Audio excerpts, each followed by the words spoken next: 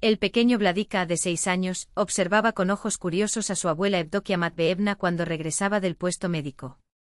En lugar de lavarse las manos, como de costumbre, la anciana abrió el armario del salón y sacó una botella de yodo. Con un gesto firme trazó una línea invisible alrededor de la muñeca. «Es la frontera, nieto», explicó sonriendo de modo que las arrugas alrededor de sus ojos se juntaran como rayos de sol. «De esta forma, las enfermedades ajenas no entran en nuestro hogar. No te preocupes, pronto me lavaré las manos. Ahora, querida, corre al huerto y recoge unas 5 de esas manzanas del paraíso para mí. Hagamos mermelada hoy». Sin perder tiempo, el niño bajó corriendo los escalones del porche y corrió hacia los manzanos, donde las Antonovka ya brillaban con su jugo bajo el sol de agosto. Esos árboles los plantó el abuelo Matvey en 1946, cuando regresó de la guerra. Cada uno de ellos era un monumento viviente a sus camaradas caídos, como solía decir, aunque Vladika solo lo conoció a través de las historias que escuchó. Su abuelo había sobrevivido a Afganistán, pero la guerra le había robado algo esencial. Regresó a casa, resistió hasta 1980 y se fue silenciosamente mientras dormía. El aire del huerto olía a hierba seca y a fruta madura. El niño trepó a la sombra del manzano, donde entre las hojas oscuras se escondían pequeñas manzanas del paraíso, el regalo favorito de su abuela. Desde arriba podía ver todo el pueblo de Vasilievka, las casas con sus marcos tallados a mano, los coloridos jardines, los campos comunales más allá de la valla y a lo lejos el río Pronya serpenteando como una cinta azul. «Oye, Vladika, baja de allí. ¿Qué haces como un gorrión perezoso?» Desde abajo resonó la voz del vecino Serioja Kuznetsov. «Vamos al lago, allí pican los peces, es hermoso». «No puedo, estoy recogiendo manzanas para la abuela», respondió el niño. Pero la tentación fue grande. «Espere 5 minutos». Dentro de la casa, Evdokia Matveevna preparó la gelatina en un recipiente mezclando las manzanas con azúcar.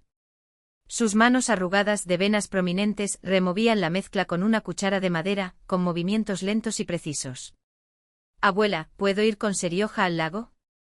«Solo por un ratito», preguntó Vladika, jadeando. La anciana se acomodó el moño gris en la parte superior de la cabeza y miró por encima de sus gafas de alambre. «¿Y los deberes?» «El año escolar está comenzando». «He hecho de todo, lo juro», insistió el niño. «Está bien, vete. Pero vuelve antes del almuerzo, Mitrich estará aquí». «¿Te duele la pierna otra vez?»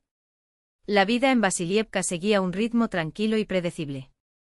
El pequeño puesto médico que mantenía Evdokia Matveevna estaba abierto incluso los fines de semana.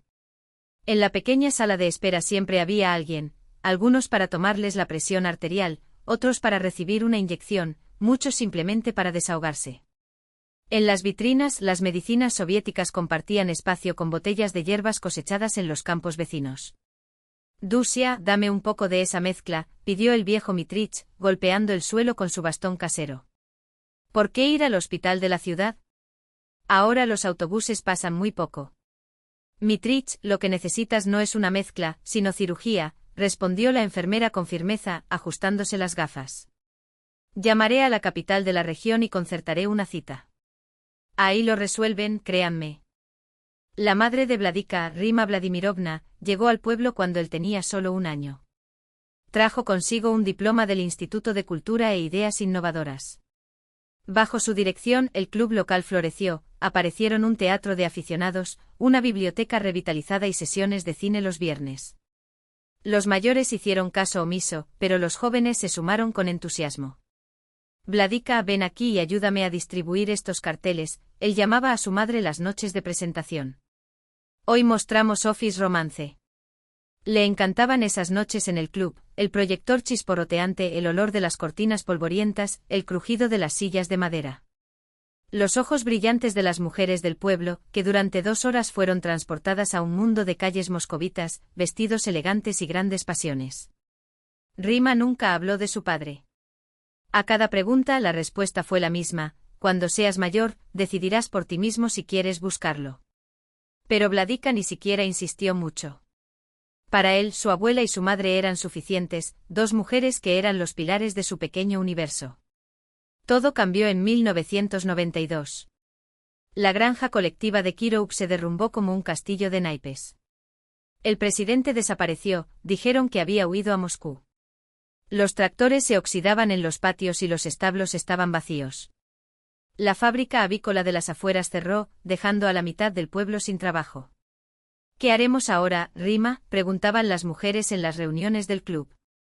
Los hombres empezaron a beber. No tenemos nada que darles a los niños. Debemos mantenernos firmes, respondió Rima Vladimirovna, aunque sus ojos revelaban incertidumbre. No dejaré que la biblioteca cierre. La cultura es el último bien que nos queda. Vladika tenía 12 años y ya entendía que algo irreparable estaba sucediendo. Uno a uno sus compañeros se fueron con sus familias a la ciudad. La escuela rural cerró, quedaban pocos estudiantes. Ahora era necesario viajar 7 kilómetros hasta el pueblo vecino para estudiar. En Vasilievka también aparecieron caras nuevas, los nuevos rusos con Volgas negros y coches importados. Compraron tierras a precios ridículos prometiendo fortunas. Uno de ellos con una chaqueta rosa intenso y una cadena de oro alrededor del cuello, apareció un día en casa de Evdokia Matveevna. «Vender esta antigua casa. Te daré un buen dinero, te mudas a la ciudad», dijo con voz profunda, examinando las paredes desgastadas. «Tú, muchacho, deberías visitar primero el cementerio», respondió la abuela con calma. «Allí están enterradas 4 generaciones de mi familia. ¿Quieres comprarlos también?». El hombre se fue con las manos vacías, pero el club acabó vendido. Rima Vladimirovna lloró al ver que las máquinas tragamonedas ocupaban el lugar de la antigua sala de proyección. Las luces intermitentes atrajeron a los pocos jóvenes que quedaban, absorbiendo sus últimos ahorros. «Vladika, prométeme que nunca pondrás un pie allí», le preguntó su madre cuando cumplió 15 años. «Esto es peor que el vodka». Prometió y cumplió. El puesto médico resistió más. Evdokia Matveevna, que ya tenía más de 70 años, siguió trabajando incansablemente. Las medicinas escaseaban y se conformaba con lo que tenía: hierbas, infusiones, inyecciones de vitaminas. Los ancianos les agradecían trayendo huevos, leche o verduras de sus huertas. «Deberías estudiar medicina, Vladislav», dijo el viejo Mitrich, entregándole un tarro de miel. «Tu abuela necesita un sucesor. Ya no puede soportarlo sola». El chico asintió con la cabeza. En ese momento ya había decidido hacer el examen de ingreso a medicina. En 1998, cuando estaba en tercer año de universidad, llegó un telegrama. Unas palabras que lo cambiaron todo: «Ven urgente». Desastre. Era un febrero helado. La tierra helada del cementerio se resistió a recibir 2 ataúdes. Evdokia Matveevna y Rima Vladimirovna murieron envenenadas por el humo de una estufa defectuosa la noche después del cierre oficial del puesto médico. Era el último día que trabajaba su abuela, dijo entre sollozos la vecina Agafia Petrovna. La orden llegó a cerrar por falta de necesidad, y por la noche encendieron la estufa con más luz de lo habitual. El frío era insoportable. Vladislav permaneció allí, aferrado a la barandilla de hierro de la tumba, sin sentir el viento cortante ni el cansancio. Solo un dolor vacío en el pecho. La llamada telefónica de hace 2 días ahora parecía un sueño. «Hola, abuela», había gritado desde el ruidoso teléfono público de una calle de Moscú. «¿Cómo van las cosas allí?». «Está bien, nieto», había respondido Evdokia Matveevna con su habitual tranquilidad. «La estación cerrará, pero no saldremos de aquí. Estudia bien, eres nuestra esperanza». La casa lo recibió con un silencio húmedo. El olor a ajenjo que su abuela siempre colgaba en manojos del techo. El perfume rojo Moscú de mamá sobre la cómoda. Un libro abierto con la página marcada. Un jersey a medio terminar, con las agujas aún clavadas en la lana. Vladislav recorrió metódicamente cada habitación, reuniendo documentos, algunas fotografías y el collar de ámbar que perteneció a su madre. Entre los pocos objetos que se llevó estaba el álbum de graduación del Instituto de Cultura, donde había estudiado su madre. Vladislav cerró con cuidado las contraventanas, revisó la chimenea y cerró el gas. Finalmente descolgó de la pared el retrato de su abuelo con uniforme militar. «Lo siento, abuelo, no pude protegerlo», pensó mientras envolvía el marco en una tela de lino. Le entregó las llaves de la casa a Agafia Petrovna, la vecina de ojos cansados. «¿Vas a regresar?», preguntó la anciana observando el rostro demacrado del niño. No lo sé, respondió Vladislav con sinceridad. Probablemente no. El autobús lo llevó lejos de Vasilievka, alejándolo de su infancia, de sus raíces, de todo lo que alguna vez fue suyo. En su mochila solo llevaba un frasco del dulce de manzana del paraíso que hacía su abuela, un sobre gastado con fotografías amarillentas y el retrato de su abuelo. Todo lo que quedó de una vida que ya no existía. Delante le esperaban Moscú, la Facultad de Medicina y un largo camino hacia sí mismo. El sol de agosto ardía sin piedad, pero Vladislav permaneció inmóvil. Hace 3 horas estaba frente al tablón de anuncios con los resultados de las pruebas de acceso, observando los rostros de los candidatos que, algunos eufóricos, otros desolados, buscaban sus nombres en las listas. Me gustó ese espectáculo de emociones puras, jóvenes que aún no están marcados por el cansancio de turnos interminables o noches de insomnio. Lo siento, una suave voz detrás de él lo hizo darse la vuelta. ¿Podrías alejarte un poco? Necesito ver los resultados. Ante él estaba una chica con un vestido de lino blanco, apretando contra su pecho un ramo de margaritas marchitas. Su rostro era casi infantil, pómulos altos, nariz ligeramente respingona, grandes ojos azules enmarcados por largas pestañas. Su cabello rubio caía suelto sobre sus hombros. Por supuesto, lo siento, Vladislav, avergonzado, dio un paso hacia un lado. ¿A qué universidad postulaste? Medicamento. Se acercó al cuadro y escudriñó las líneas con los ojos. Volkova. Volkova. Volkova, Cristina. Leyó hasta el final y sus hombros se hundieron. Vladislav sintió una punzada de compasión. Quizás estés mirando la lista equivocada, señaló otra columna. Aquí, Facultad de Medicina, plazas libres. Su dedo se deslizó sobre el cristal y se detuvo en una línea, Volkova, Cristina Igorevna. Levantó la vista y la sospecha dio paso a un destello de alegría. Pasé. Exclamó y por impulso se arrojó en sus brazos. Gracias. Su cabello exudaba un olor a margaritas y a verano. Un segundo después Cristina se alejó sonrojada. Lo siento, yo no debería haber. Vladislav sonrió. Felicitaciones. Recuerdo ese sentimiento. Por cierto, soy Vladislav, de 4º año. Cristina extendió su mano delgada, casi temblorosa. Así se encontraron casualmente frente a las listas aprobadas, aquel agosto de 1999. Vladislav ya llevaba algunos meses viviendo en la residencia de estudiantes. Se había resignado a la pérdida y se sumergió en sus estudios para no pensar en la casa vacía de Vasilievka. Cuando se reencontraron en el comedor de la universidad, fue Cristina la primera en reconocerlo. Tú eres ese mayor que me ayudó a encontrar mi nombre en la lista. Sí, asintió. Y tú eres la niña de las margaritas. Su bandeja estaba casi vacía, puré de patatas y mermelada.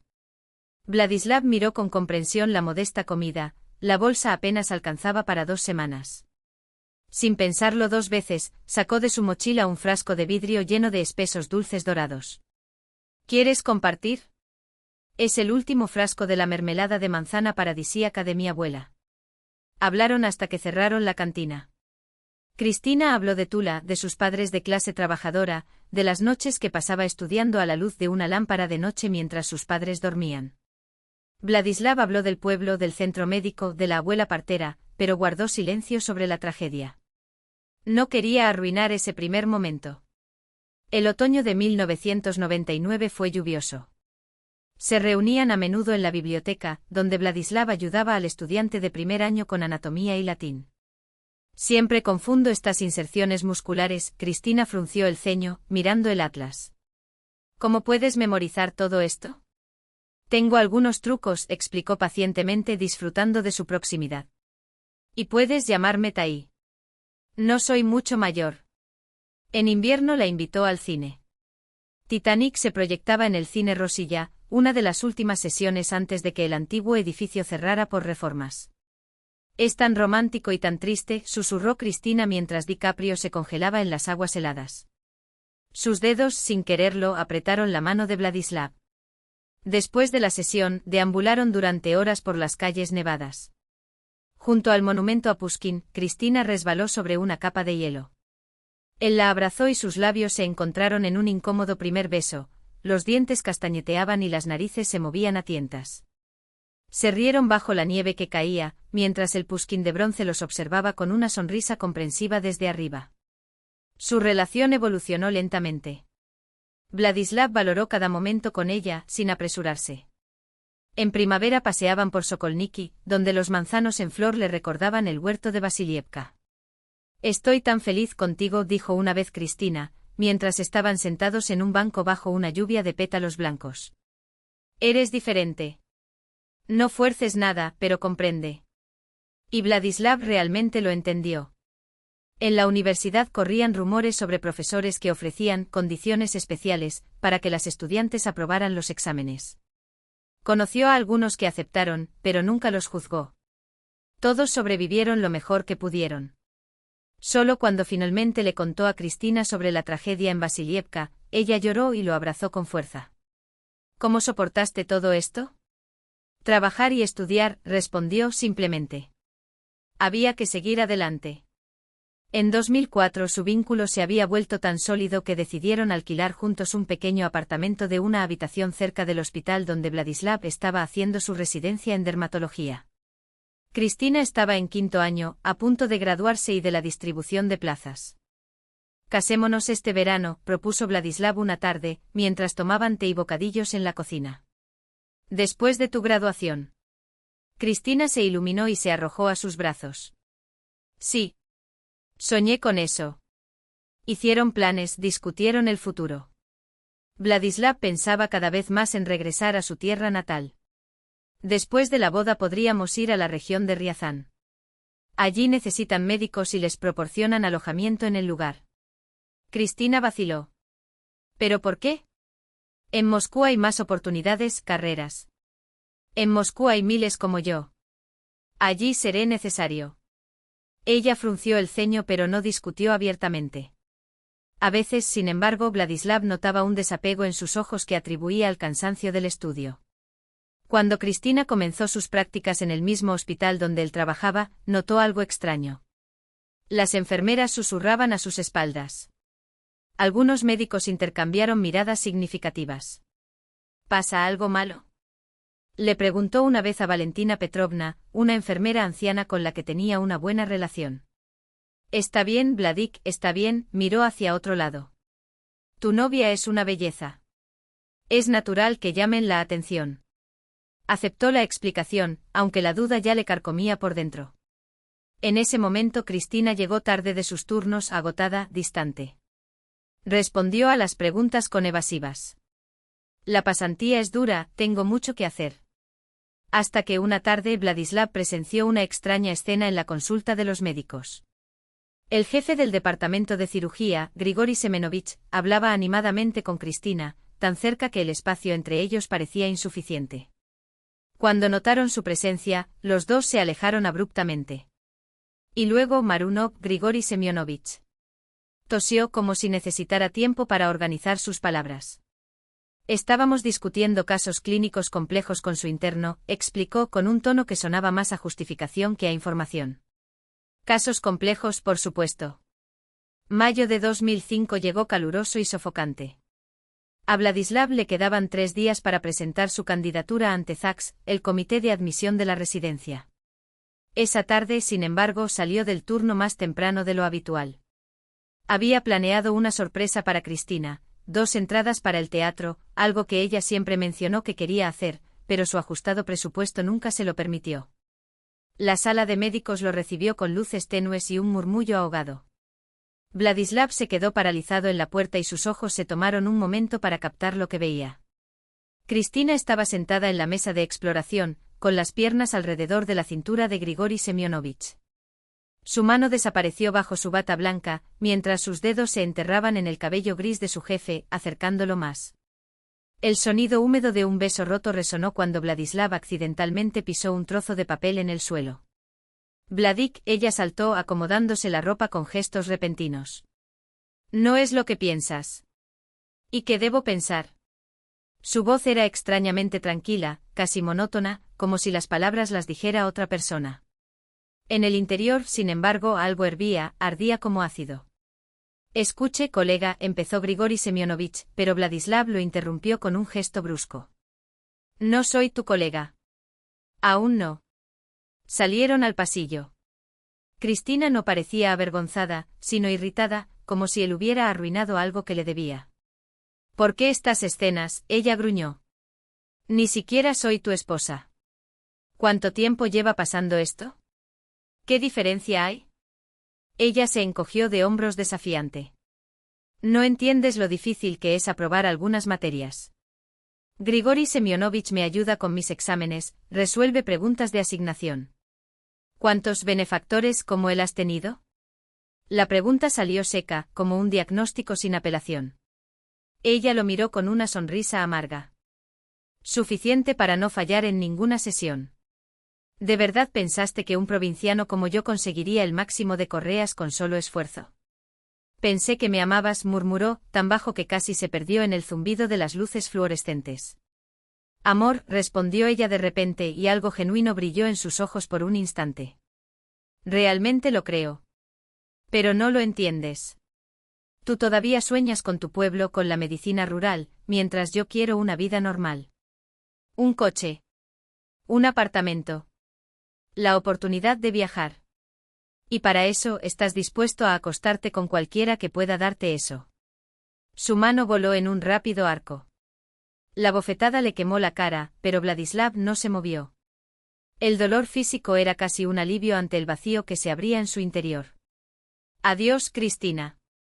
Dio media vuelta y caminó por el largo pasillo del hospital, sus pasos resonaban como martillos. Pasamos la noche en el Hotel Turista, un edificio impersonal de la era soviética con paredes delgadas y vecinos ruidosos. Acostado en la estrecha cama, escuchó a través de la pared el ritmo insistente de los puños golpeando al ritmo de la música distorsionada que provenía de una radio. No cerró los ojos hasta el amanecer. Cuando los primeros rayos de sol se filtraron a través de las cortinas descoloridas, tomó su teléfono celular y marcó un número. Denis, soy Vlad Morunov. ¿Recuerdas que hablaste de una vacante en la región de Ryazan? Su voz sonaba ronca, como si hubiera tragado arena. Sí, estoy listo. Cuanto antes mejor. Cuando regresó al departamento a buscar sus cosas, lo encontró vacío. Sobre la mesa una nota, lo siento por todo. Te mereces algo mejor. K. Vladislav dobló la nota sin leerla 2 veces y se la guardó en el bolsillo. Luego metió sus pocas cosas en la maltrecha mochila de su padre, algunos libros de medicina, un álbum de fotografías, el retrato de su abuelo, documentos. Miró alrededor de la habitación donde había vivido con Cristina durante casi un año. Toda una vida reducida a un único volumen que cabe en tu espalda. Antes de irse dudó un momento junto a la puerta, como si no estuviera simplemente despidiéndose de ese espacio, sino de una versión de sí mismo. Del amor que había resultado ser un espejismo. De ilusiones sobre la felicidad en la capital. Era hora de volver a lo básico. Para volver a encontrarnos. ¿Budes? Denis Krupski empujó un vaso de cerveza helada hacia Vladislav, dejando marcas de condensación en la mesa de madera oscura. En la sala poco iluminada de Pivnaya-Voska, cerca de la estación Kursky, el aire estaba denso por el humo de los cigarrillos, las risas fuertes y el tintineo de tazas. Vladislav meneó la cabeza. Durante 3 días desde su ruptura con Cristina, había estado funcionando en automático, como si algo dentro de él se hubiera cerrado. No había ira ni dolor, solo un espeso vacío, como si observara la vida misma a través de un cristal empañado. Escucha, Vlad. Denis tomó un sorbo, dejando un rastro de espuma en su labio superior. Necesito contarte algo sobre tu Cristina. Algo tembló en los ojos de Vladislav, pero permaneció en silencio, mirando los anillos húmedos que las tazas dejaban sobre la mesa. Lo sabía, dijo Denis, golpeando nerviosamente con los dedos su rodilla. O sea, no todo, pero lo sospechaba. Tania, mi hermana menor, está en el mismo rumbo que ella. Dijo que su prometida. Bueno, que ella no llegó a donde estaba solo por sus méritos. Vladislav levantó lentamente la vista. No había sorpresa en ellos, solo cansancio. Y te quedaste en silencio. ¿Qué hubieras hecho tú en mi lugar? Denis abrió las manos, en un gesto de rendición. ¿Le dirías a tu amigo que tu novia se estaba metiendo con la mitad de la facultad? Incluso estabas planeando una boda.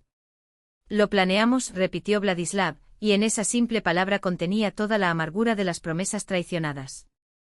Lo siento, hombre, Denis bajó la cabeza culpable. Pensé que eran solo chismes. Envidia, ya sabes cómo es. Ellos guardaron silencio. En una mesa cercana, dos hombres discutían acaloradamente sobre fútbol. De los parlantes fluía una melodía de los 90, suave y nostálgica. Lo entiendo, Denis, dijo finalmente Vladislav. No es tu culpa. Yo no quería ver lo obvio. El aire se sentía pesado entre ellos. Denis terminó su cerveza y golpeó el vaso sobre la mesa con determinación. Mira, no te llamamos aquí por nada. Tengo una propuesta. ¿Recuerdas que hablé de mi tía, Liudia Romanovna? Es diputada del Departamento de Salud de la región. Bueno, hay una posición abierta. Jefe del puesto de emergencia de la localidad de Dubrovka, en Riazán. Una especie de lugar abandonado, nadie quiere ir. Pero te hablé de ti, de tu resiliencia como alguien que vino del campo. Denis, Vladislav mostró una sonrisa triste. No tengo experiencia para ser jefe de nada. Ya lo sabes. Allí no puedes elegir.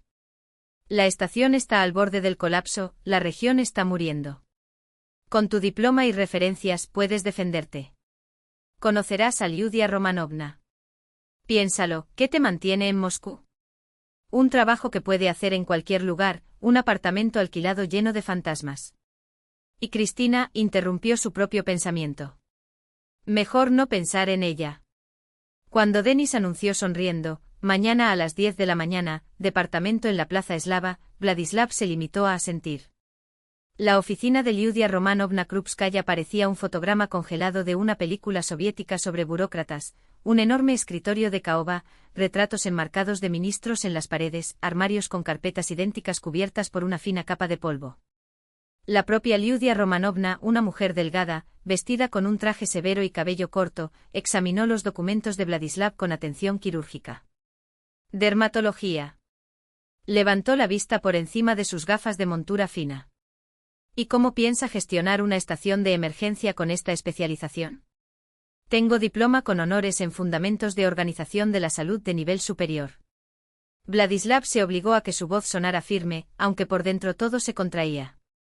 Mi abuela trabajó durante 35 años como enfermera rural. Crecí en este ambiente. Liudia Romanovna refunfuñó con escepticismo. Bueno, Morunov, pongamos a prueba tus conocimientos. La siguiente hora se convirtió en un verdadero examen oral.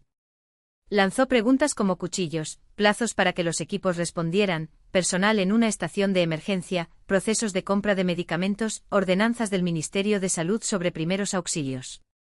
Vladislav aguantó aunque por momentos sentía que el suelo cedía bajo sus pies, como una fina capa de hielo. No está mal, concluyó finalmente Liudia Romanovna, recostándose en su silla. Para un joven especialista, es bastante impresionante. Ella lo miró directamente. Dímelo sinceramente, Morunov, ¿por qué? Un joven prometedor de Moscú. ¿Qué buscas en una estación moribunda en medio de la nada? Vladislav le sostuvo la mirada sin pestañear. No soy moscovita. Soy de la región de Riazán, del pueblo de Vasilievka. Quiero volver a mis raíces. Ser útil donde realmente marca la diferencia. Algo imperceptible cambió en su expresión. Se estiró sobre la mesa y le ofreció un apretón firme. Nuchto C, dijo mientras le deslizaba un contrato completo. Bienvenido a Dubrovka, doctor. Tu estación te espera. Y que Dios te dé fuerzas.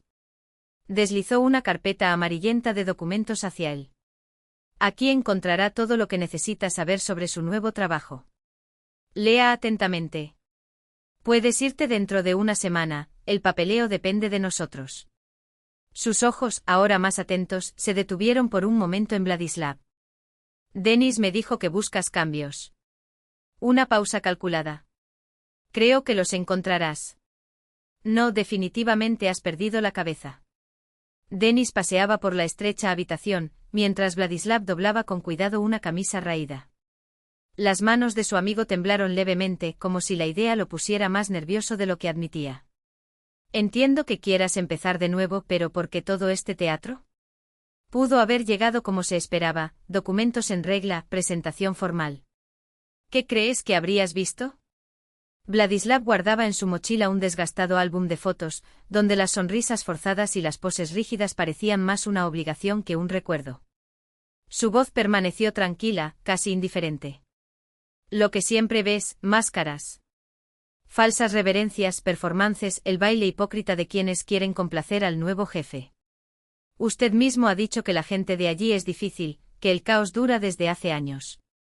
Sí, pero no hasta ese punto. Denis cayó sobre la cama, exasperado. Llegar como un mendigo pidiendo trabajo. Pueden expulsarte en el acto o, peor aún, mostrar su verdadera cara sin siquiera pestañear. Vladislav cerró su mochila con un clic seco. Eso es exactamente lo que quiero. Vea cómo tratan a los que están debajo de ellos. ¿Quién necesita ayuda? Denis meneó la cabeza entre la admiración y la desesperación. Eres un idealista enfermo, Marunov. Está bien, vámonos. Si realmente lo decidiste, tenemos que convertirte en un verdadero vagabundo. La tienda de ropa usada olía a naftalina y a vida ajena, sudor viejo, perfume barato, la huella de alguien que ya no necesitaba esas prendas. De perchas torcidas eligieron una chaqueta gastada con bolsillos deformados, un gorro de lana con el elástico estirado hasta perder su forma y un par de botas con las puntas despegadas, como si hubieran caminado kilómetros más de lo debido. Chic, dijo irónicamente Denis, observando la metamorfosis de su amigo. Un auténtico clochard parisino. Pasará desapercibido. Vladislav se miró en el espejo empañado del camerino. El reflejo le dio un hombre exhausto, profundas ojeras, barba sin afeitar, los huesos de su rostro más marcados que de costumbre. No tendría que fingir mucho. En las últimas semanas apenas se reconoció a sí mismo. El autobús 67, apodado Lunochod por su diseño cuadrado y ruidoso, se tambaleaba por la carretera llena de baches, sacudiéndose sobre cada baj. Vladislav estaba sentado junto a la ventana, contemplando el monótono paisaje de la llanura rusa, campos secos, matorrales escasos, pueblos abandonados con casas inclinadas como si estuvieran a punto de derrumbarse. Allí, un día, la vida había llegado a su punto máximo. A su lado, una mujer mayor se sentó con un bolso a cuadros en el regazo. Olía a eneldo fresco y a tierra húmeda. «¿Krodny edes, Sinok?», preguntó examinando su ropa raída. «¿Vas lejos, hijo?» «Se podría decir que sí», respondió evasivamente. «Regreso de la casa de campo. Planté pepinos, rábanos», suspiró. «El espacio no alcanza, sin jardín no se puede vivir». «¿Y tú tienes trabajo?» «Estoy buscando», admitió. Ella sacudió la cabeza, resignada. «Tiempos difíciles. En los años 90 decían, la vida mejorará pronto. Y mira lo que pasó. Fábricas cerradas, pueblos fantasmas. Unas filas más allá, una mujer joven acunaba a un bebé que lloraba. «Tis, Dimochka, tis», susurró. «Pronto estaremos aquí, papá está esperando». Vladislav se volvió hacia la dama. «¿Tu familia es de Dubrovka?» «Mi marido trabaja en el aserradero», respondió ella, sin quitar los ojos de encima al niño. «Es el único lugar que todavía respira por aquí». «¿Y tú, a dónde vas?» «Buscando trabajo». Ella arqueó las cejas sorprendida. «Allí también se cierran los mercados». Los jóvenes se marcharon hace años. El autobús chirrió, devorando kilómetro tras kilómetro. Vladislav miró el paisaje y pensó en lo que le esperaba. No había miedo, solo una dolorosa nostalgia y una extraña determinación, como si no fuera a un lugar desconocido sino que regresara, a Vasilievka, a sus raíces, a algo que había perdido hacía mucho tiempo. Dubrovka lo recibió al anochecer. El autobús dejó escapar una nube de humo negro y se detuvo en la plaza polvorienta. Vladislav bajó las escaleras y miró a su alrededor. La ciudad parecía un espectro en sí misma, edificios de 5 pisos desconchados y con ventanas rotas, tiendas tapiadas, parques infantiles con columpios torcidos que se balancean solos al viento. En la calle central casi no había nadie, solo 2 adolescentes sentados en un banco junto a una fuente seca y un anciano arrastrando los pies, encorvado por el peso de los años invisibles. Un cartel colgado anunciaba a la cantina de Stepanovich, ligeramente inclinado, pero con una bombilla encima de la puerta, señal de que todavía estaba en funcionamiento. Vladislav abrió la puerta y lo recibió un olor a patatas fritas, cebollas quemadas y velomur, un aroma que lo transportó a las cantinas soviéticas de su infancia. Detrás del mostrador, un hombre corpulento con un delantal manchado, claramente el propio Stepanovich, le dirigió una mirada sospechosa. «Cheto nadar», refunfuñó. «¿Viniste a comer?» Vladislav sacó del bolsillo un billete arrugado. «Eso, ¿y sabes dónde puedo pasar la noche?» «No hay hoteles por aquí». Stepanovich le sirvió un plato de patatas con un trozo de pan duro. «Petrovna alquila habitaciones junto al río. Barato, limpio. Diles que lo indiqué». Vladislav asintió y se sentó en una mesa al fondo. Masticó lentamente la comida insípida, mientras un televisor en la esquina transmitía un ruidoso programa de entrevistas, donde la gente se gritaba entre sí para entretener a los demás. «Pero no hagas escándalo», advirtió Stepanovich acercándose. «He visto muchos de tu tipo. Si robas a Petrovna, te romperé las piernas». «No soy un ladrón», respondió Vladislav con calma. «Estoy buscando trabajo. Tengo manos, tengo cabeza». El hombre gruñó, pero su tono se suavizó. Está bien, está bien. Pasa por la estación Samu. Parece que necesitan un conserje o un limpiador, no lo recuerdo». Cuando oscureció, Vladislav salió a la calle. Dubrovka guardó silencio como si la hubieran abandonado hacía décadas. Solo el viento arrastraba los periódicos rotos por la plaza vacía y a lo lejos, un perro aullaba.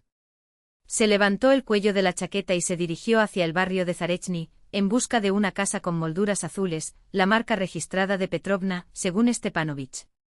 Mañana comenzaría su nueva vida, o la farsa del destino en la que un mendigo se convertiría en director. Pero en esa noche tranquila, él era solo un hombre cansado, buscando un techo y un lugar en el mundo. Las tablas del porche crujieron bajo sus pasos. La casa con marco azul se destacaba de las demás, bien cuidada, con un pequeño jardín donde florecían petunias y nasturzia en feliz desorden. Más allá de una valla baja se podían ver lechos de eneldo y cebollas. Vladislav llamó a la puerta y se ajustó la gastada chaqueta. Del otro lado se oyó un ruido de zapatillas. «¿Kto tam?» Una voz sospechosa. «Buenas noches, babushka. He oído que alquilan habitaciones», dijo suavizando su acento moscovita. «Puedo pagar con trabajo si el dinero no es suficiente». La puerta se abrió un poco, dejando al descubierto a una señora pequeña, de ojos vivaces y arrugas profundas. Lo examinó de pies a cabeza, como si pudiera leer su historia solo por la forma en que sostenía su mochila. «¿Iska kik budes?» preguntó sin rodeos. «De la región de Riazán. Pueblo de Vasilievka». Algo se sacudió dentro de él cuando dijo el nombre del pueblo en voz alta. «¿Y por qué no fuiste a la ciudad como todos?» Entrecerró los ojos como si intentara ver más allá de las palabras. «Estuve en Moscú», respondió secamente. «No funcionó». Petrovna o Praskovia Ivanovna, como se presentó más tarde, guardó silencio durante un largo momento. Luego se alejó de la puerta. «Entonces pasa, si no estás bromeando». El interior de la casa estaba impecable, manteles bordados en el aparador, fotografías antiguas con marcos de plata, olor a piraguas recién horneadas. En un rincón, un viejo televisor murmuraba noticias. «La habitación cuesta 500 rublos al mes», anunció, llevándolo a una habitación pequeña pero aireada, una cama de hierro, una mesa, un estante con libros polvorientos. «Pero si ayudas con las tareas del hogar, serán 400. La cerca necesita reparación. Y el porche se está cayendo a pedazos». «Es una buena oferta», asintió Vladislav, pasando los dedos por la pared recién encalada. «Gracias». Mientras sacaba sus pocas pertenencias, Praskovia Ivanovna se cruzó de brazos. «¿Y dónde piensas encontrar trabajo por aquí?», preguntó más por curiosidad que por sospecha. Vladislav mencionó que en la estación de emergencia se necesitaba mano de obra. Praskovia Ivanovna meneó la cabeza con escepticismo. «La estación apenas respira», explicó, cruzando los brazos sobre su delantal a cuadros. «Ignat Fyodorovich lo mantiene solo, pero las fuerzas ya no son las mismas. Perdió el brazo en Afganistán y los años no lo perdonan». Ella lo miró con curiosidad. ¿Y tú qué hacías antes? De todo un poco, respondió Vladislav, evasivamente ajustándose la mochila al hombro. Tengo manos y cabeza. Eso es suficiente. Por la noche, mientras tomaban té con baranqui, bollos en forma de anillo, Praskovia Ivanovna les habló del pueblo. Licenciada en pedagogía, enseñó durante 40 años en la escuela local, enseñando las primeras letras a los niños de Dubrovka. Recordó una época en la que la vida allí era un hervidero, la Lispromhoz, empresa maderera, funcionaba a todo trapo, la fábrica de ropa empleaba a la mitad de las mujeres, el club celebraba bailes los sábados con una orquesta de viento y el cine, con sus 300 butacas, proyectaba películas soviéticas y extranjeras. Ahora solo quedan viejos y borrachos, suspiró, removiendo el té con una cuchara de plata que tintineó suavemente contra la porcelana. ¿Juventud? Algunos fueron a Riazán, otros a Moscú. Hizo una pausa, mirando por la ventana oscura. Mi nieto es programador en Petersburgo. Me llama para vivir con él. Abuela, ven, esto está mejor. ¿Pero qué haría allí? Sacudió la cabeza. Aquí conozco cada arbusto, cada sendero. Aquí ni siquiera morir da miedo. A la mañana siguiente Vladislav fue a la estación de emergencia. El edificio de una sola planta con su pintura azul desconchada, parecía más un almacén abandonado que un centro médico. El cartel torcido se balanceaba con el viento, los escalones de entrada estaban rotos y el patio estaba cubierto de hierba alta. Junto a la puerta una bucanca, el clásico UAZ 452, apodado barra de pan por su forma cuadrada, mostraba una cruz roja descolorida en el costado. Vladislav respiró hondo y abrió la puerta chirriante. En el interior, una pequeña sala de espera con las paredes desconchadas albergaba a una mujer corpulenta de mediana edad que escribía algo en un libro de contabilidad destartalado. En un rincón de la mesa, un viejo teléfono modelo TA-68 parecía olvidado por el tiempo. Zdravstvuyte, saludó Vladislav suavemente encorvando los hombros más de lo habitual. Me dijeron que aquí podría haber trabajo. La mujer levantó la vista y lo evaluó con una mirada penetrante. No necesitamos un vigilante. Ni siquiera un limpiador. Puedo hacer más que eso, insistió, dando un paso adelante. Mis manos no le temen al trabajo. Reparar, ayudar. Trabajo por comida, si es necesario. Lyubasa, ¿quién está ahí? Una voz masculina resonó desde la habitación de al lado. En la puerta apareció un hombre de mediana estatura, delgado y con el rostro marcado. Llevaba una bata médica sobre una camisa a cuadros, con la manga izquierda cuidadosamente doblada y asegurada con un alfiler, le faltaba el brazo. Dice que quiere trabajar, explicó Lyubasa encogiéndose de hombros. Dice que trabaja por la comida. El hombre se acercó examinando a Vladislav con agudos ojos grises, como si le estuvieran tomando rayos X a través de ellos. Ignat Fyodorovich Koval, se presentó sin extender la mano. ¿Y tú, cariño? Niet, respondió Vladislav con firmeza. Solía beber, pero dejé. Tengan cuidado conmigo, advirtió severamente Ignat Fyodorovich. Si hueles alcohol, saldrás volando de aquí como un corcho. Hizo una pausa. ¿Estás dispuesto a trabajar por comida? Así que veamos de qué es capaz. Señaló la puerta. Las fijaciones de la camilla de la bucanca están flojas. Semyon lo demostrará. Soluciona esto correctamente, te pondremos a prueba por un tiempo. En el patio un niño con un mono grasiento trabajaba en el motor del UAZ.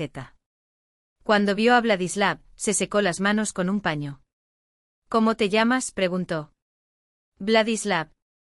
Puedes llamarme Vlad. Soy Semyon. Le tendió la mano, que Vladislav estrechó. Te mostraré dónde está el problema con las fijaciones. En el interior de la ambulancia, las camillas deslizantes estaban fijadas al suelo mediante candados metálicos, desgastados por el tiempo y las vibraciones de las carreteras llenas de baches. Vladislav examinó la estructura y recordó cómo, cuando era niño, ayudó a su abuelo a reparar un viejo moskviche. Semyon trajo una caja de herramientas maltrecha, con llaves y destornilladores oxidados. Es todo lo que tenemos, dijo entregándoselo. 2 horas más tarde las fijaciones no solo fueron reparadas, sino reforzadas con placas de metal que Vladislav encontró desechadas en el patio de la estación. ¿Dónde aprendiste eso?, preguntó Semyon asombrado, probando la resistencia de las piezas. Era mecánico. Crecí en el campo, respondió Vladislav evasivamente. Allí, sin saber hacerlo con las manos, no se puede vivir. A mediodía regresó el equipo de guardia, el conductor Piotr Danilovich, un hombre mayor, y la enfermera Nina Stepanovna. Observaron al recién llegado con discreta curiosidad, pero no le hicieron preguntas. Vladislav se dio cuenta de que el radiador del pasillo estaba roto y, con el permiso de Ignat Fyodorovich, se puso a repararlo. Por la noche el edificio ya hacía notablemente más calor. Entonces Ignat Fyodorovich se acarició el bigote pensativo. Veo que tus manos valen oro. Quédate por ahora. Hay una habitación para el equipo de turno, puedes dormir allí. Comida, igual que todos los demás. Se volvió hacia Lyubasa. Muéstrale dónde está cada cosa. Cuando cayó la noche en la estación solo quedaban el equipo de guardia y Vladislav. Tumbado en un estrecho catre del baño, escuchó el silencio, roto solo por los pasos ocasionales de Nina Stepanovna en el pasillo. Por primera vez en meses sintió una extraña tranquilidad. El agudo timbre del teléfono rompió la calma. Oyó que Nina Stepanovna respondía, luego unos pasos apresurados y unos golpes en la puerta del dormitorio. Piotr Danilovich. Llamó la enfermera. Llamada de emergencia. Berezniki. Niña con apendicitis aguda. El sueño se evaporó. Vladislav saltó del catre. ¿Cómo puedo ayudar? ¿Por qué no estás durmiendo? Se sorprendió Nina Stepanovna mientras preparaba su maletín de medicinas. No importa. ¿Necesitas algo? Si quieres, ayuda a llevar la camilla más tarde. Piotr Danilovich puso en marcha el motor de la bujanca con un gemido. El vehículo tosió un par de veces, pero finalmente arrancó. 5 minutos después, corrían por el camino lleno de baches. Soy Angelika, explicó Nina Stepanovna, mientras la ambulancia se sacudía. 24 años, sobrina de Ignat Fyodorovich. Periodista de Riazán, vino a visitar a su tío. Dolor en el lado derecho, náuseas, fiebre. Clásico. Suspiró. El camino es horrible. Cada hoyo es un dolor para ella. Vladislav imaginó el martirio del paciente y sintió que se le daba un vuelco el estómago. Berezniki los recibió en la oscuridad, habían cortado la electricidad por falta de pago. En la puerta de una modesta casa los esperaba un hombre ansioso con una lámpara de queroseno. Dentro, sobre una cama estrecha, yacía una joven pálida. A la luz parpadeante de la lámpara, Vladislav distinguió un rostro delicado, con ojos grandes y expresivos, ahora nublados por el dolor. Espera, Angelika, murmuró Nina Stepanovna, palpando con atención el abdomen de la muchacha. Llevémosla ahora. ¿Está lejos el hospital? Preguntó la joven con voz entrecortada. 40 kilómetros a través de estos cráteres, respondió la enfermera con tristeza. Pero no hay elección. Necesita cirugía urgente. Cuando Vladislav transfirió a Angelika a la camilla, sintió lo liviana que era. La joven se mordió el labio para no gemir. Agárrate fuerte, susurró. Lo lograremos.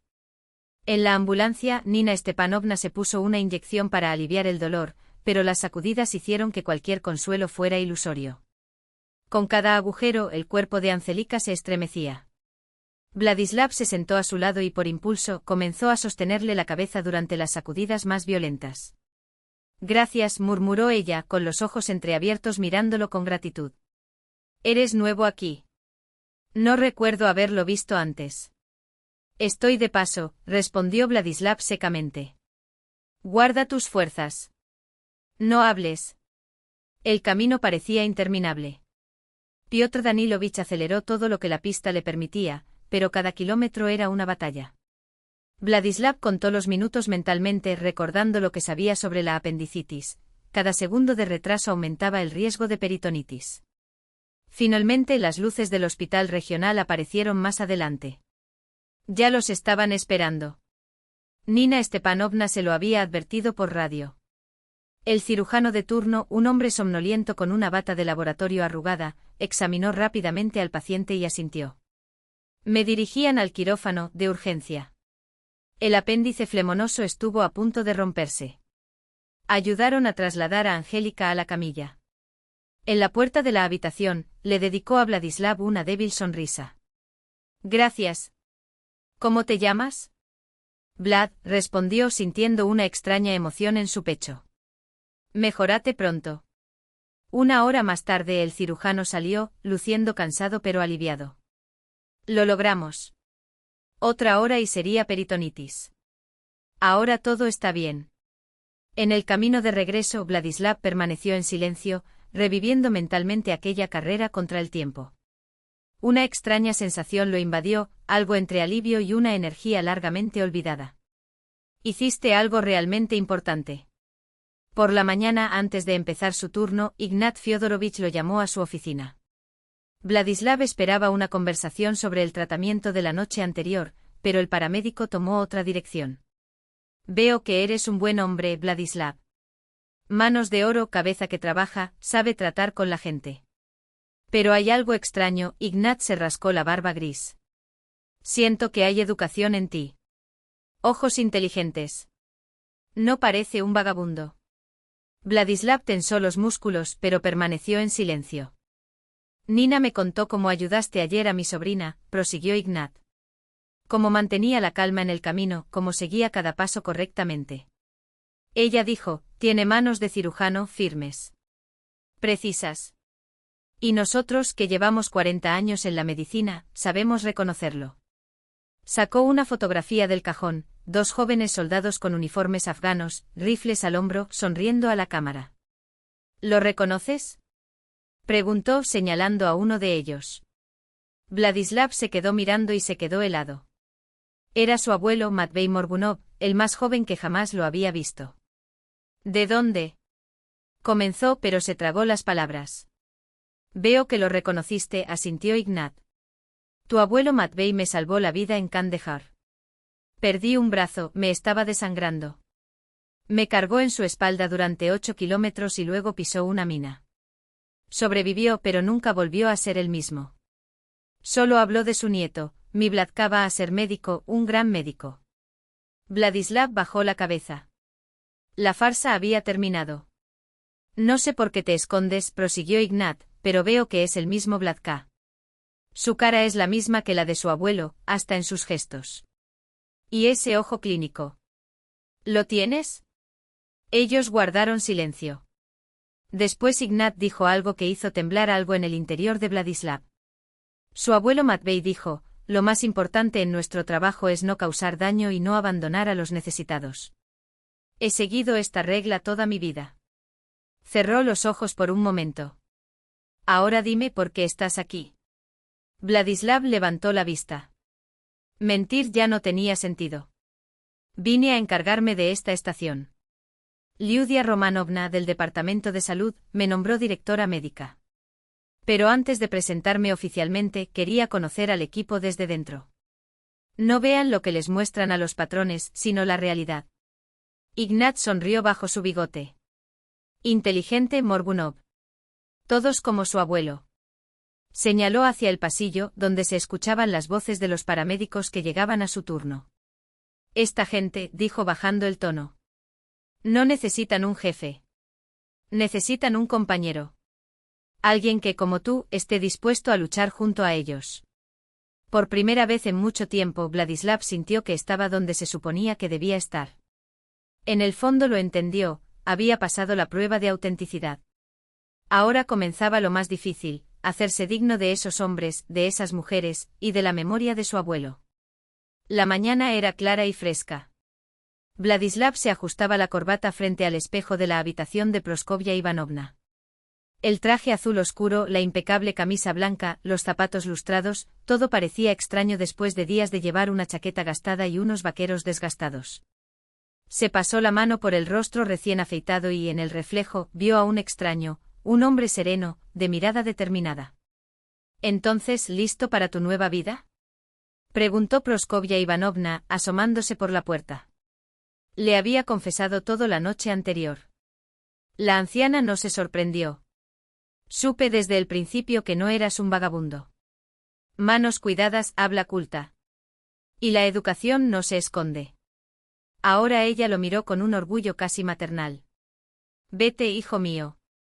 La verdad siempre vale más que una bonita mentira.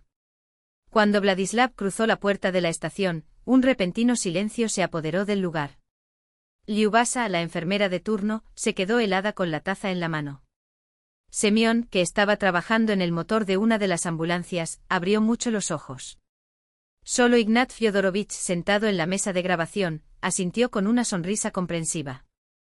Reúna a todos en la sala de reuniones. Es hora de revelar las cartas. Las galletas de jengibre que Nina Stepanovna guardaba para ocasiones especiales ayudaron a romper el hielo. Cuando las manos se extendieron para recoger los dulces bocados, las palabras fluyeron con mayor naturalidad.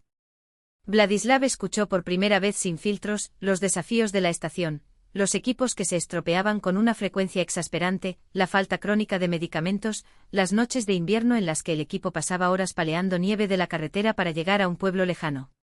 ¿Recuerdas, Ignat, cuando sacamos a Kalka Serebriakova de ese agujero en el hielo?, dijo Piotr Danilovich, animado por los recuerdos.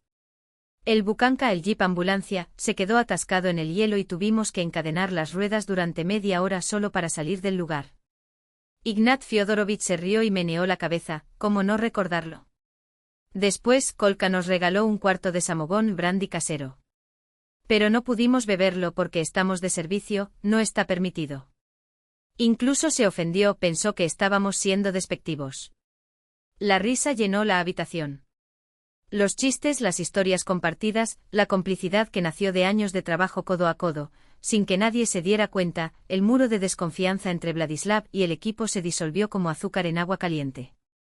¿Y entonces qué, Vladislav Matveyevich? Ignat Fyodorovich se volvió hacia él y en aquel discurso formal, casi ceremonial, había más respeto que en cualquier título oficial. ¿Por dónde empezamos a resucitar este lugar? Para el pequeño, respondió Vladislav con firmeza. Paso a paso. Sin prisas, pero sin parar.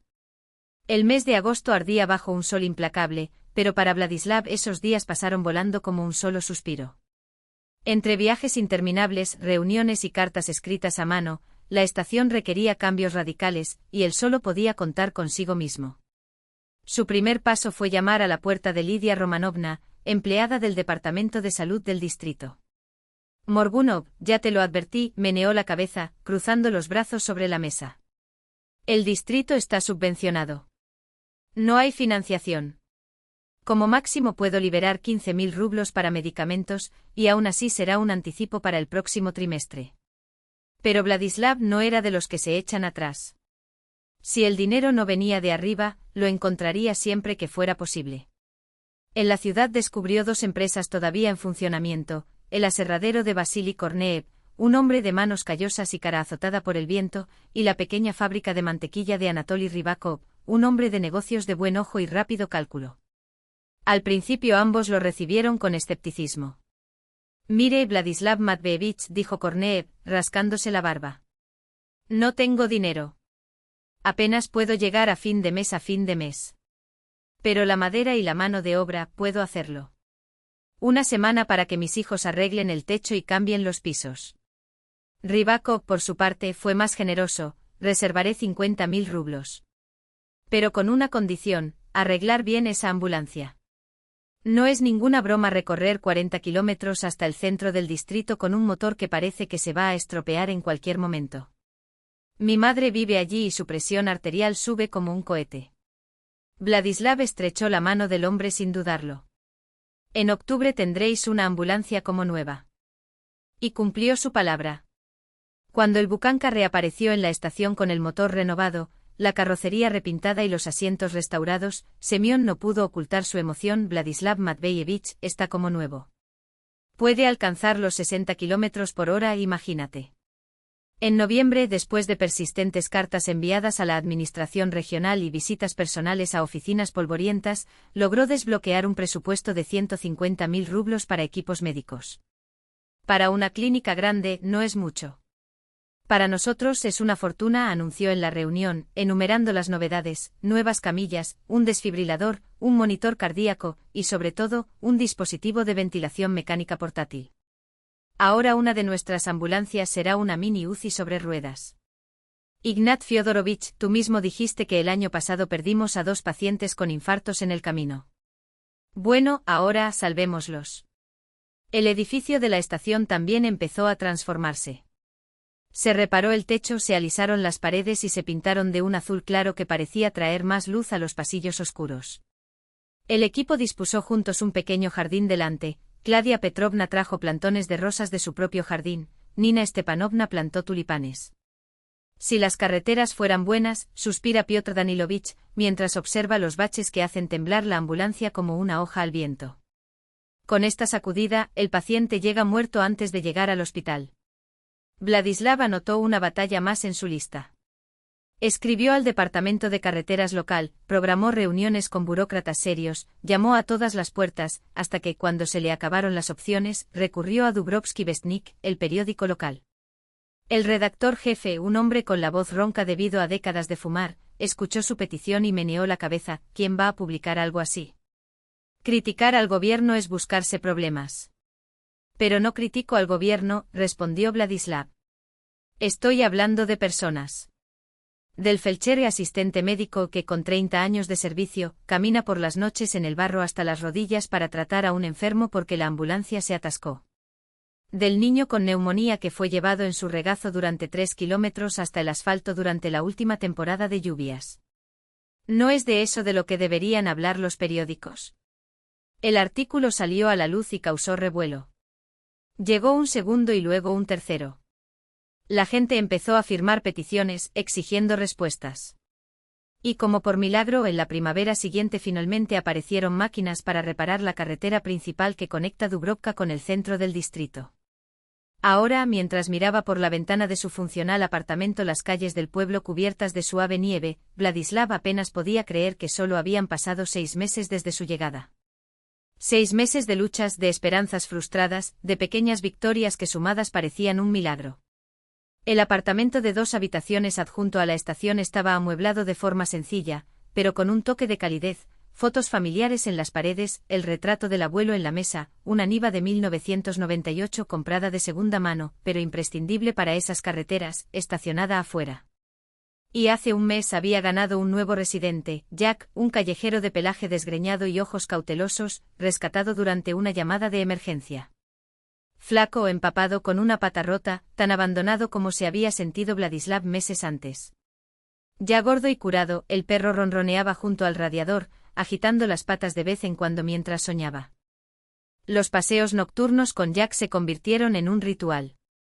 Vladislav caminó por el pueblo, saludó a los residentes y se detuvo para escuchar sus historias. Poco a poco dejó de ser el outsider. Vladislav Matveevich. Lo llamó Babushka Dussia, desde la casa del final de la calle. Ven aquí, mi presión arterial está alta, mídemela. El médico le guiñó un ojo cómplice al jubilado Phillips. Ven más tarde a tomar un té y una dosis de algo para entrar en calor. Me dolía la espalda. Ya no se sentía como un extraño. Allí, entre esa gente sencilla, esas calles polvorientas y casas torcidas, había encontrado algo que Moscú nunca le había dado, la certeza de que cada paso que daba marcaba la diferencia. Las heridas dejadas por la traición de Cristina todavía dolían, pero el dolor ya no era tan agudo. A veces la recordaba sin amargura, casi con gratitud. Si no fuera por ese episodio en la habitación de los residentes, tal vez nunca se habría detenido allí, nunca habría descubierto su verdadero camino. El timbre del teléfono interrumpió sus pensamientos. Vladislav Matveevich, soy Ignat Fyodorovich. Feliz año nuevo por adelantado. Escuche, mi sobrina Angélica ha venido de Riazán. Ella insiste en que lo invite. Dice que quiere agradecerme en persona. ¿Vienes? Vladislav sonrió. Por supuesto, Fyodorovich. Estaré allí dentro de media hora. Colgó el teléfono y se acercó a la ventana. Las luces navideñas se encendían por toda la ciudad, modestas pero cálidas en la gélida oscuridad. Por delante se anunciaba un nuevo año con nuevos planes, nuevas esperanzas. Y en lo más profundo de mi alma empezó a surgir un sentimiento de timidez. Después de todo, la vida apenas comenzaba. El tiempo había tallado líneas sutiles en su rostro, pero no eran arrugas de fatiga, eran marcas de un viaje vivido con intensidad. La postura de Vladislav transmitía ahora una firme calma, la seguridad de alguien que conoce su lugar en el mundo. 43 años no pesaron mucho para quien, día tras día, era testigo de lo frágil que era la frontera entre la vida y la muerte. El puesto de emergencia de Dubrovka ya no era una modesta unidad perdida en el campo. Se había convertido en un referente. Revistas especializadas publicaron artículos sobre su trabajo y médicos de regiones vecinas vinieron a aprender de su equipo. En 2015 Vladislav recibió el título de doctor honoris causa de Rusia, entregado personalmente por el ministro de Salud. Pero para él los verdaderos trofeos no eran las condecoraciones, sino las vidas salvadas, miles de ellas, desde recién nacidos hasta centenarios. Cada apretón de manos agradecido, cada suspiro de alivio junto a la cama significaban más que cualquier elogio oficial. Recordó el principio, un coche viejo, botiquines casi vacíos, paredes desconchadas. Cuántas batallas se libraron para conseguir financiación, buscar patrocinio, construir nuevas salas. Como en 2010, cuando los incendios de los pantanos ahogaron la región con humo y los equipos trabajaron hasta el cansancio para salvar a los ancianos asfixiados. O en 2013, cuando las inundaciones aislaron a los pueblos y llegaron en barco con el agua hasta la cintura, para cuidar a los enfermos. Ese camino de 15 años no estuvo pavimentado solo de logros. El año pasado había sido el más difícil. La pandemia llegó a ese rincón como un vendaval inesperado, como una tormenta de nieve en abril. Nadie estaba preparado, ni los grandes centros, ni mucho menos los hospitales de distrito. Faltaban respiradores, faltaban concentradores de oxígeno, faltaban equipos de protección. Vladislav recordó las noches en las que él e Ignat Fyodorovich no salían de la zona roja, con el mono empapado de sudor, los rostros marcados por máscaras, cubiertos de heridas por el roce constante. Cada llamada podía ser una sentencia de contaminación, pero negarse a atender era impensable. En noviembre de 2020 él mismo enfermó. Fiebre de casi 40 grados, dificultad para respirar, pulmones comprometidos en más del 60%. 2 semanas entre la vida y la muerte, goteo intravenoso, mascarilla de oxígeno. Regresó esquelético con profundas ojeras, pero con la misma determinación. Y volvió a lanzarse a la pelea. Ignat Fyodorovich, de 63 años y con un solo brazo, trabajó el doble. Solo en la primavera de 2021, cuando la ola amainó y jóvenes médicos, sus propios alumnos, formados en el centro de formación que él había creado, llegaron para reforzar el equipo, el anciano cerró los ojos a la jubilación. Basta, Matbeyevich, había dicho Ignat, colgando el abrigo por última vez. Ya he peleado suficiente. Ahora te toca a ti crear la nueva generación. Un golpe en la puerta lo devolvió al presente. Vladislav Matbeyevich, secretario. Olga miró por la rendija. Hay algunos periodistas aquí. Dicen que van a hacer una historia sobre ti. Ah, sí, lo recuerdo, asintió. Puedes dejarlos entrar. El equipo entró en la oficina, un camarógrafo, un técnico de sonido y una joven de rasgos delicados, cabello castaño oscuro y ojos expresivos, que se presentó con una sonrisa confiada. Angélica Koval, de la televisión regional. Estamos preparando una serie sobre personas que transforman sus comunidades. Y decidimos empezar contigo. Vladislav la observó atentamente. Había algo familiar en ese rostro, una sombra de recuerdo que se escapaba como humo entre sus dedos. Siéntense, señaló las sillas. ¿Cómo puedo ayudar? Encendió la grabadora.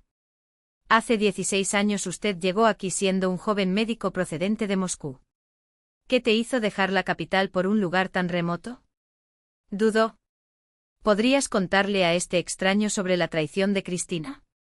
Sobre el corazón roto, la máscara del mendigo, la carrera nocturna por una carretera llena de baches con una niña moribunda en los asientos traseros de un auto viejo. Optó por una verdad más simple. Hay algo que se llama el llamado de las raíces, respondió finalmente. Nací cerca de aquí, en Vasilievka. Mi abuela era enfermera rural. Creo que todo se decidió cuando entendí que podía hacer lo que otros no podían, salvar la medicina rural, que estaba muriendo. La entrevista siguió su curso. Preguntas sobre el equipamiento, sobre el equipo, sobre los desafíos de la pandemia.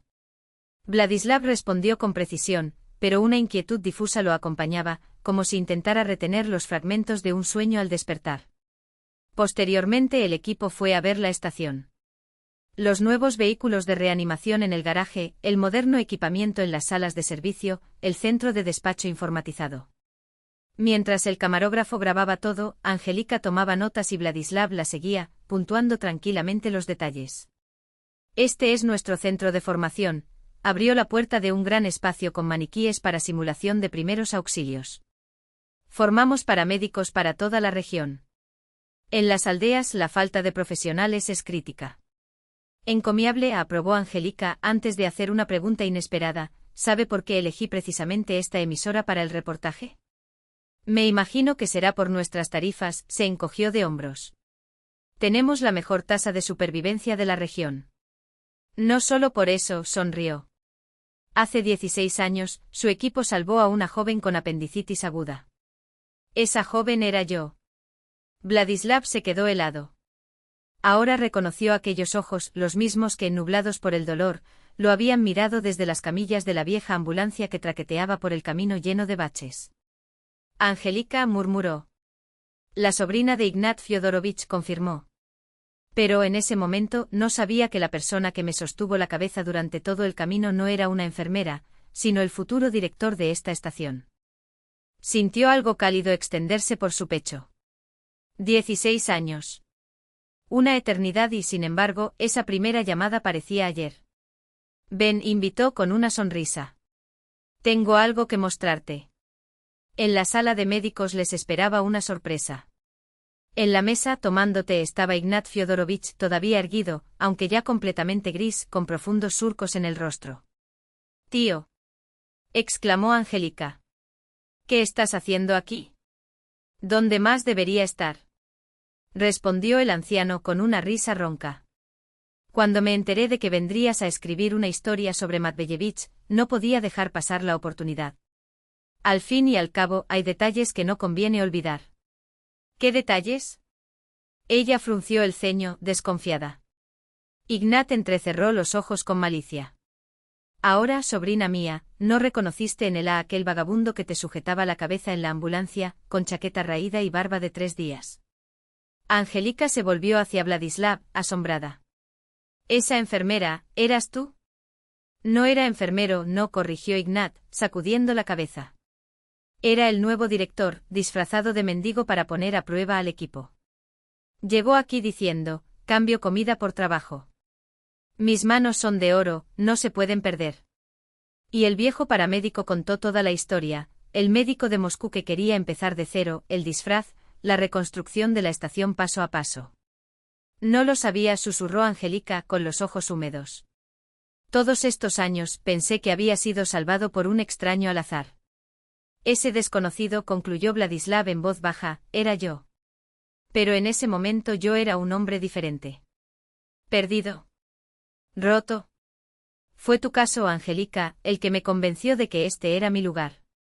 El equipo partió al anochecer, pero antes de partir, Angélica se acercó a Vladislav. Debería haberte agradecido hace 16 años. Más vale tarde que nunca. Gracias, doctor. Por mi vida. Y cientos de otros. Ella lo abrazó rápidamente como si el gesto la sorprendiera tanto como a él, y rápidamente se alejó avergonzada. Al caer la noche. Vladislav estaba junto a la ventana de su oficina, contemplando cómo se encendían las luces del pueblo en el crepúsculo. Dubrovka había cambiado con los años. Calles pavimentadas, una escuela nueva, el centro cultural renovado. La vida, poco a poco, volvió a aquel pueblo que un día estuvo en agonía. Sobre la mesa de trabajo una fotografía de su abuela, Evdakia Matveyevna, vestida con bata blanca y pañuelo almidonado, como si todavía estuviera de servicio. Solía hablar con ella en sus pensamientos contándole sobre los pacientes, los planes, las pequeñas victorias. «¿Sabes, abuela?», susurró, «lo logramos. Realmente resucitamos la medicina rural. Tal como sucedió en Vasilievka en tu época». Una semana después, la televisión regional emitió un reportaje. Pero Angélica no se limitó a hacer un noticiero cualquiera. Era un documental sobre el hombre que había transformado el destino de todo un distrito. Imágenes de equipos modernos, testimonios de pacientes, escenas de equipos en acción. Y en el centro de todo, Vladislav Morgunov, el médico rural que había regresado a sus orígenes. El teléfono no dejó de sonar esa noche.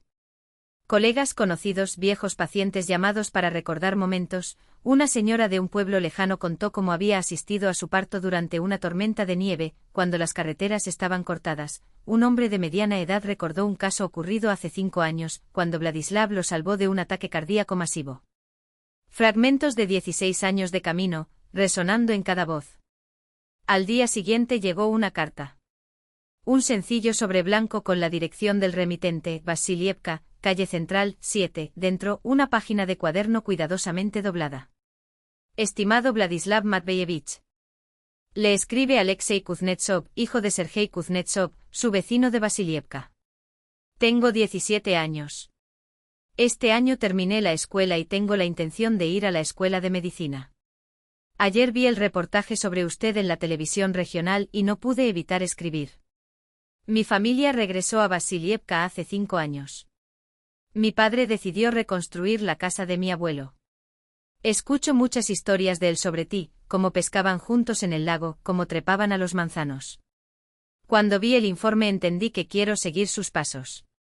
En Vasilievka han reabierto el puesto de salud, pero falta un médico. Sueño con graduarme y volver, como tú hiciste en Dubrovka. Sería un honor si aceptaras ser mi mentor. Con todo respeto, Alexei. Vladislav releyó la carta varias veces y sintió un nudo en la garganta. Vasilievka. La casa del padre. El huerto de manzanos plantado por el abuelo. Todo lo que parecía perdido para siempre cobró nueva vida. Se imaginó al joven, tal vez parecido a su amigo de la infancia, Serjovka, regresando con un diploma, abriendo un consultorio en la casa familiar, cuidando a los residentes y continuando el legado de Evdakia Matveyevna. Algo cálido y apretado se extendió por su pecho. El círculo se había cerrado. Lo que había comenzado como tragedia y pérdida regresó como esperanza y renacimiento. Como si la vida misma confirmara que la elección hecha anteriormente fue la correcta. Se sentó a la mesa y sacó una hoja de papel en blanco. Sabía lo que le escribiría a ese chico, su sucesor. Hablaría del camino de regreso a casa, largo, arduo, lleno de obstáculos, pero el único que valió la pena. Y que volver a nuestros orígenes, de hecho, fue siempre el inicio de un nuevo camino.